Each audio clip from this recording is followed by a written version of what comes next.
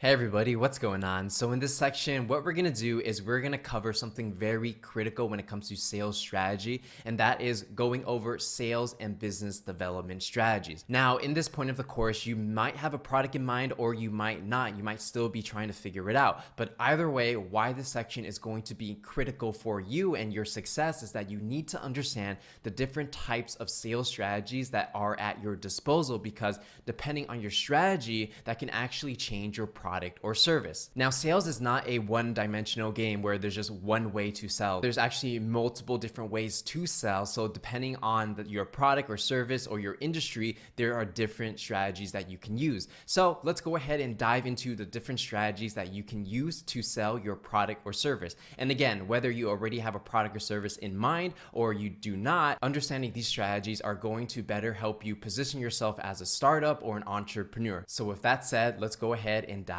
right in. All right, so to start things off, the first question that you should ask yourself, and I'm going to ask you here, is what is the difference between sales and business development? Because a lot of people, especially if they're just starting out in sales, they view sales and business development as the same thing.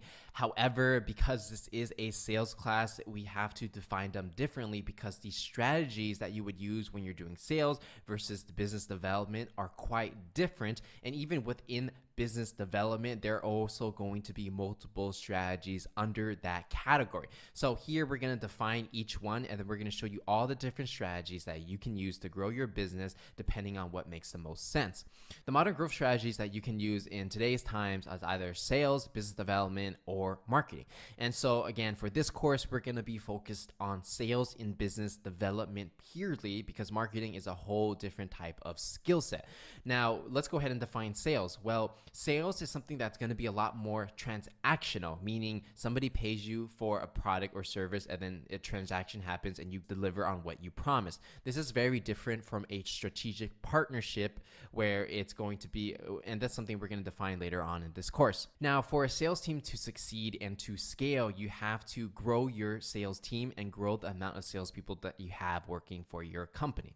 And the product or service you are selling usually doesn't change when you're doing a sales strategy. So to make more money, you either have to sell more of that same product or service, you have to renew the same product or service through like annual or monthly contracts or however you want to do it, or you would upsell them and sell them more products and services in the future to generate more revenue. These are the characteristics that define the category of sales. So now let's go ahead and move into business development.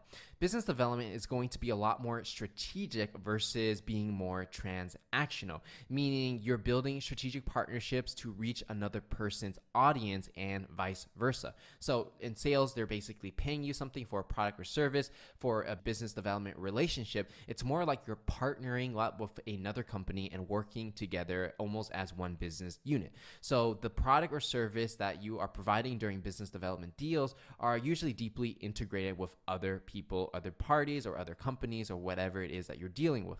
Whether it's you're providing a service or software, fundamentally it's going to be the same.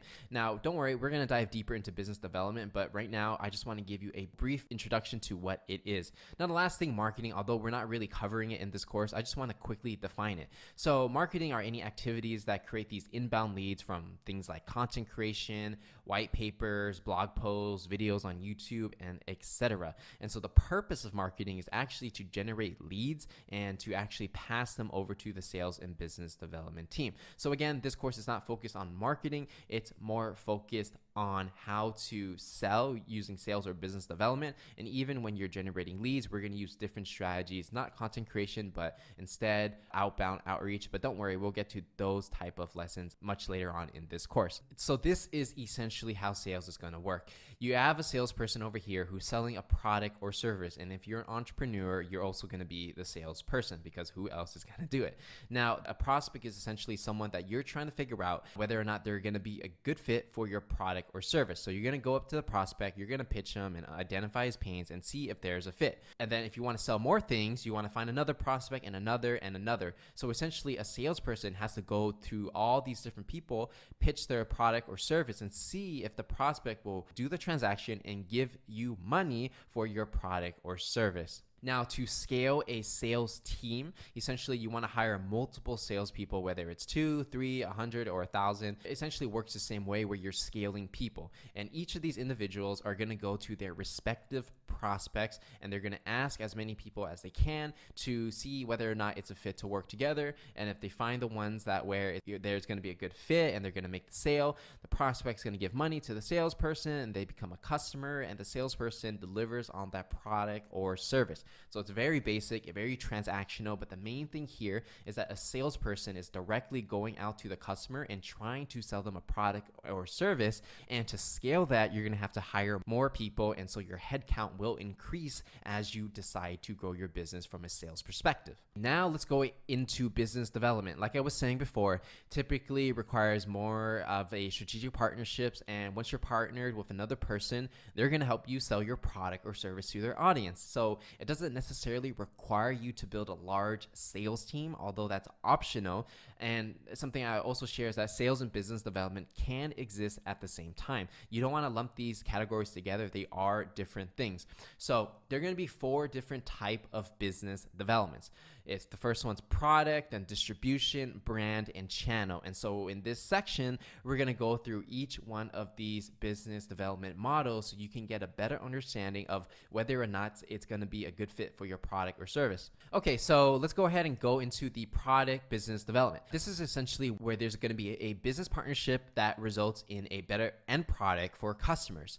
And so that increases the value of that product or service, helps retain customers, and also attracts new ones. So an example of this is actually Spotify and Genius. So Spotify, you guys might already know, is one of the largest music streaming services on the planet, and they have a premium service where you're paying between $10 to $15 depending on your plan per month for unlimited streaming. Now, what they have done strategically is that they partnered with Genius. Genius.com is essentially a lyric website where people can annotate different lyrics, and so when you're listening to a song, you'll be able to understand what the artist meant when he or she says certain things. As you can see on the right over here, I took a screenshot on my phone and I'm listening to a song by Drake. It's called Passion Fruit, and what you can see here is that there are lyrics powered by Genius, where as you're listening to a song on Spotify, you're going to be able to get annotations of those lyrics on the fly. So it adds value to the end consumer because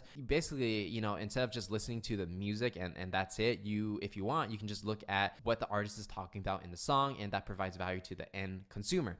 So that's going to be a win-win relationship where Genius gets more exposure because Spotify has millions of users, and Spotify's platform becomes more valuable because it uses the Genius technology and its annotations to provide these lyrics and make that product more valuable.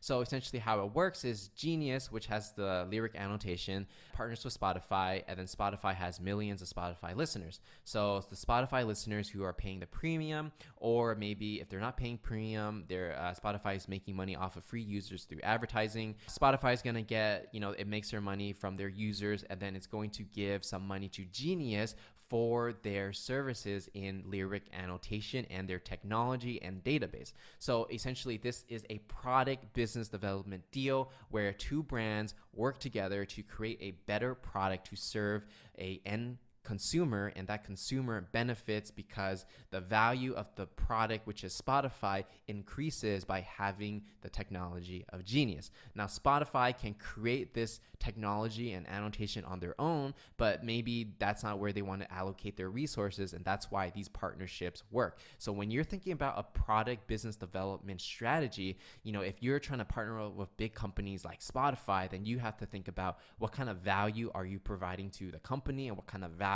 does that give to the end consumer. And if that value is right for the price, then it's possible that you may be partnering with larger companies. Okay, now we're going to go into distribution business development. So this is essentially where you're going to use another partner's audience to gain more exposure to your product or service. And the more exposure that you have, the more you will be able to sell. And it's something that's going to provide value to both parties. So an example of this is Netflix, right? So Netflix has all these shows probably thousands of different shows and movies on their platform, and they got millions of paid subscribers that pay them every single month. And now on the other end, you got these movie studios or any company related to producing a movie. So if you're a movie studio and you're creating a new movie, what can happen is that Netflix will say, hey, movie studio, we got money, you got a new movie coming out, we're going to pay you X amount of dollars for your movie, and you're going to give us the right to your movies to exclusively distribute it on our platform on Netflix. So why movie studios would do this is because first, they get a bag of money up front, and that's great for them because they're already profitable before the movie even comes out. And once they sell the movie to Netflix, Netflix will actually make more money from that movie than they paid the movie studio because they have all these paying subscribers and they want the best movies. And especially if they're able to get the best movies and shows exclusively on their platform, more people are going to have incentive to sign up for Netflix and continue paying for that subscription because Netflix is constantly adding fresh, valuable content on their site. And so it's a win-win situation for both. And as you can see here, the movie studio, they have a lot of different options they could go. They could go the traditional route of putting their movies in the traditional movie theater. They could try to sell it on their own platform. They could sell it on Apple or Amazon. But why someone would want to choose Netflix is because Netflix just has that huge user base. And by giving it to Netflix, not only are they making money up front, but they also have an opportunity to get this crazy exposure by millions of paid Netflix customers, and more people will see their movie. So as you can see here, it can be a win-win situation for both for distribution. Now, this is not limited to just content creation for movies and TV shows. If you're selling any type of physical product, maybe it's a protein thing or selling vitamins or t-shirts or whatever. If you're selling a t-shirt to a company like PacSun or any kind of retailer in the US, then they're distributing your product. They're putting your product on their shelves, which is free. It's almost like advertising for you. So when someone walks into a store, they see your t-shirt and it looks good, they'll just buy it and you're going to make money because retail store bought that product from you in bulk. Distribution deals work in many different industries and all capacities. And so that is basically how that works. Now let's go ahead and get into brand business development. So essentially, branding business development is it's a partnership that improves the brands for all parties that are involved.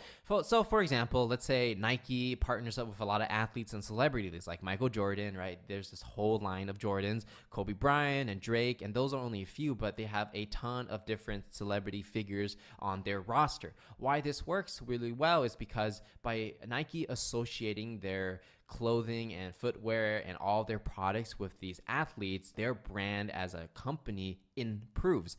And for these brands like Michael Jordan, Kobe Bryant, and Drake, by partnering up with a giant like Nike, it established more credibility for their brand. Not only that, but they're getting paid. So if you're a company and you want to have more exposure and you want to look more cool and you want to, uplift your brand, you can pay money to partner up with celebrities or any kind of influential figures in your niche and do a brand business development deal. On the other end, if you are a influencer or a celebrity or some type of character like that, you could partner up with a company to help them sell their products, and then you'll be able to make money that way without actually having to create any products on your own. So that is brand business development, and let's go ahead and move on to the next one. Lastly, we're going to go into channel partnerships. This could be also known as affiliate partnerships or a revenue share or joint ventures.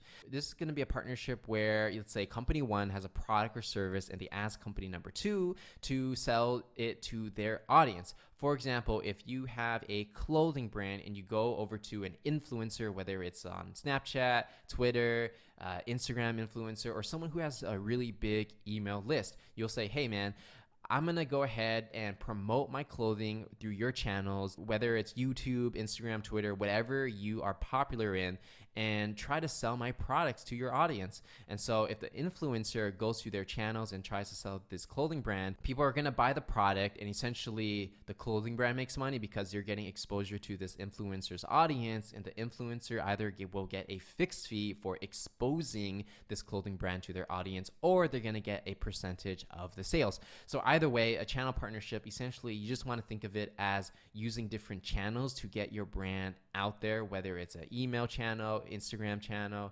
Twitter channel. It doesn't really matter. It's just, you just got to pick the one that works best for your product or service. And this also works for in a B2B environment where Oracle, when I was working at Oracle, what actually happened was we had a lot of resellers who would create their own companies, right? So these resellers are individual companies and they will sell Oracle products on Oracle's behalf.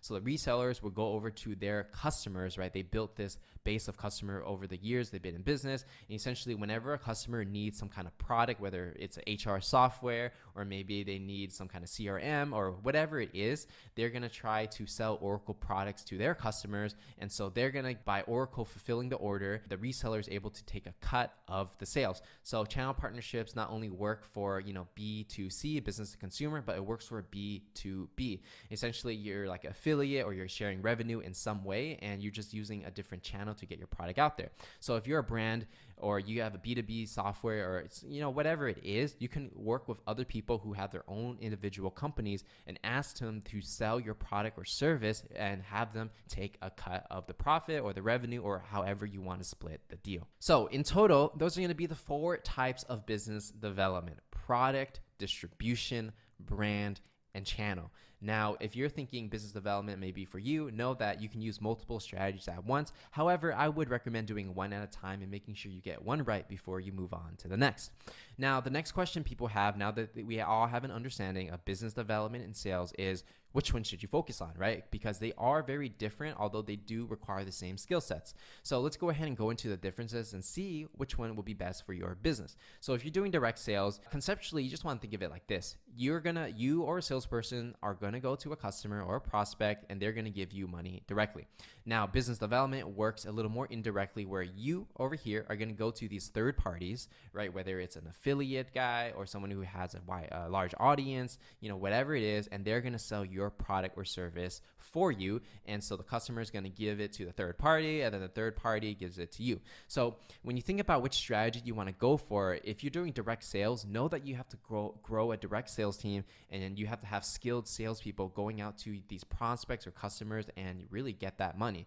If you're doing business development, it's a little different, where you're basically trying to sell to another seller. That may be worth it for you if you're small and you don't want to grow a sales team and you just want to make a couple good strategic partnerships to grow your business. Business development might be the right direction for you. So essentially, that is how you want to decide whether you do direct sales or business development. They both have pros and cons, but you just got to make sure that it just fits your strategy for your product or service. Everyone has a different industry and product and service, so you have to make the call with this information on which one is best for you. And regardless of what path you take, something to note is that the foundational sales skills are going to be the same. So everything you're going to learn in this class is all sales strategies, what to say in meetings and how to do lead generation and all of that. Just know, no matter which strategy you choose, whether it's business development or sales, the foundations are literally going to be the same, because when you're trying to sell someone, you're either talking to them on the phone or you're talking to them in person, and you're trying to persuade them to take a specific action,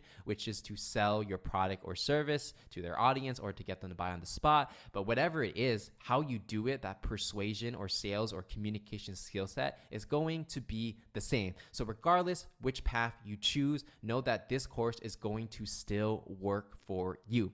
So with that said, that's everything that we have to cover when it comes to sales and business development. And I'm going to see you guys in the next section.